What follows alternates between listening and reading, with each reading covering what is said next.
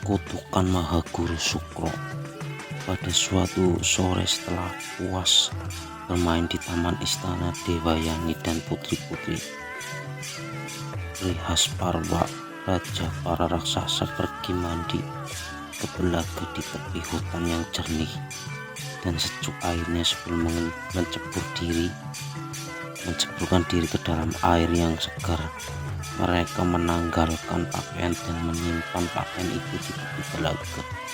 Tiba-tiba angin puting beliung berembus kencang, menerbangkan pakaian mereka dan membuatnya menjadi satu tumpukan. Setelah mandi dan berpakaian, ternyata terjadi keliruan tanpa sengaja.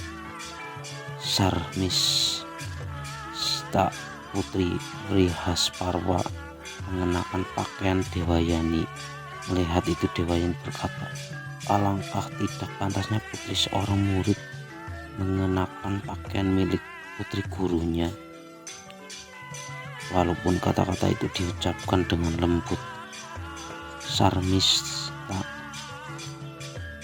merasa disindir dan tersinggung. Ia marah dan dengan angkuh berkata, "Tidakkah engkau sadar bahwa ayahmu setiap hari dengan hinanya berlutut menyembah ayahku?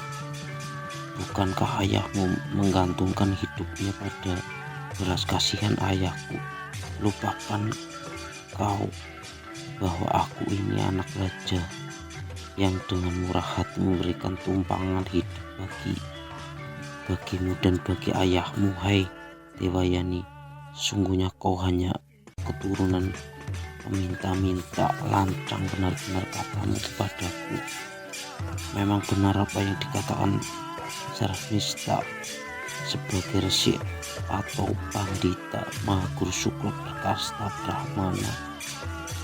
Sesuai adat, ia hidup dari belas kasihan orang lain. Jika memerlukan sarana hidup, seorang Brahmana hanya boleh meminta-minta. Meskipun demikian, sungguhnya bagi kasta Brahmana hal itu dianggap perbuatan yang mulia. Dewayani tidak menanggapi kata-kata Sarmista. Sebaliknya, Sarmista yang terbakar oleh kata-katanya sendiri menjadi semakin marah. Tak dapat mengendalikan diri, tangannya terayun menampar pipi Dewayani. Ia bahkan mendorong putri resi itu sampai jatuh ke parit yang dalam. Sarmista yang mengira Dewayani sudah mati segera kembali ke istana. Sementara itu Dewayani merasa cemas dan sedih karena tidak bisa keluar dari parit yang dalam itu. Kebetulan Maharaja Yayati, seorang keturunan Bharata, sedang berburu di tepi hutan dan melewati tempat itu karena haus. Ia mencari air. Dilihatnya ada parit berair jernih di dekat situ. Dia turun dari kudanya mendekati parit itu, lalu membungkuk hendak mengambil air. Ketika itulah ia melihat sesuatu yang bercahaya di dasar parit. Yayati memperhatikan dengan lebih seksama dan terkejut melihat seorang putri jelita terpuruk di dalam parit. Lalu ia bertanya, "Siapa kau? Kok engkau ini, hai putri jelita dengan anting-anting berkilau dan kuku bercat merah indah? Siapa ayahmu? Keturunan siapa engkau? Bagaimana engkau bisa jatuh ke parit ini?" Dewayani menjawab sambil mengulurkan tangan kanannya, "Namaku Dewayani. Aku putri Resi Sukro. Tolonglah aku keluarkan dari dalam parit ini." Yayati menyambut tangan yang halus itu lalu menolong Dewayani keluar. Dewayani tidak ingin kembali ke ibu kota kerajaan raksasa. Ia merasa tinggal di sana sudah tidak aman lagi. Lebih-lebih ia ingat perbuatan Sarmista. Karena itu ia berkata kepada Yayati, "Kau telah memegang tangan kanan seorang putri, berarti engkau harus menikahinya. Aku yakin dalam segala hal kau pantas menjadi suamiku."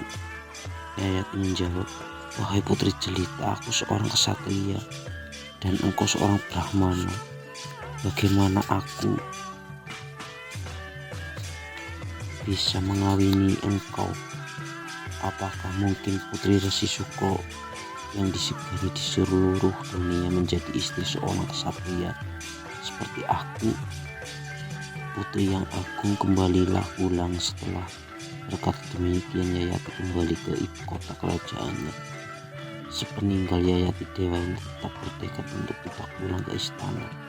Ia memilih tinggal di hutan di bawah sebatang pohon. Sementara itu Resi Suko sia-sia menunggu putrinya pulang. Beberapa hari berlalu tetapi Dewayani tak kunjung pulang. Akhirnya Resi Suko menyuruh seseorang mencari putri kesayangannya. Utusan itu mencari kemana-mana. Setelah menempuh perjalanan cukup jauh, akhirnya dia menemukan Dewayani yang duduk di bawah sebatang pohon di tepi hutan. Putri itu tampak sangat sedih, matanya merah karena lama menangis. Wajahnya keruh karena marah. Utusan itu lalu bertanya apa yang telah terjadi. Dewayani menjawab, kembalilah engkau dan sampaikan kepada ayahku bahwa aku tak sudi lagi menginjakan kakiku di ibu kota kerajaan Grihasparwa. Setelah mohon pamit, utusan itu kembali ke istana untuk melaporkan hal itu kepada Resi Suko. Mendengar laporan utusan, Resi Suko sangat sedih. Segera menemui anaknya dan menghiburnya sambil berkata, anakku sayang, kebahagiaan dan kesengsaraan seorang merupakan akibat dari perbuatannya sendiri. Kalau kita bijaksana, kebajikan atau kejahatan orang lain tidak akan mempengaruhi kita.